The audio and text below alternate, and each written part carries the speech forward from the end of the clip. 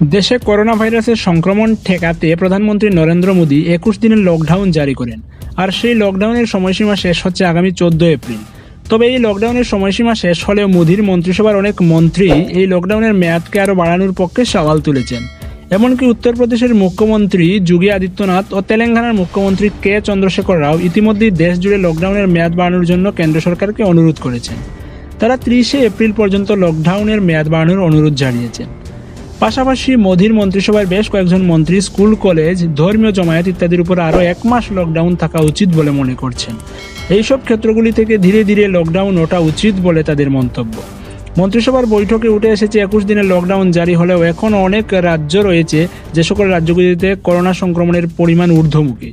সরকারের পরিকল্পনাকে ধাক্কা দিয়েছে নিজামুদ্দিনের জমায়েত, যে কারণে লকডাউন উঠলে সংক্রমণের সংখ্যা বেড়ে যাবে বলে মনে করছেন তারা।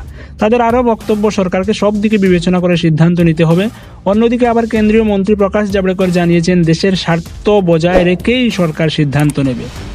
কেন্দ্রীয় মন্ত্রিসভার শেষ বৈঠকে দেশের সামগ্রিক আলোচনার পাশাপাশি উঠে এসেছে স্কুল, কলেজের প্রসঙ্গ।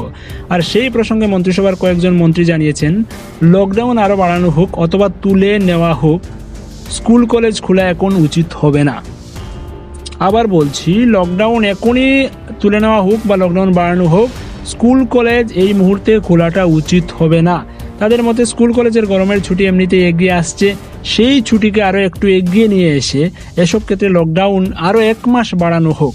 পাশাপাশি ধর্মীয় অনুষ্ঠান, সমাবেশ, শপিং মল ইত্যাদির মতো জমায়েত স্থানগুলিতেও আরও 1 মাস লকডাউন জারি থাকুক, এমনই খবর এসছে।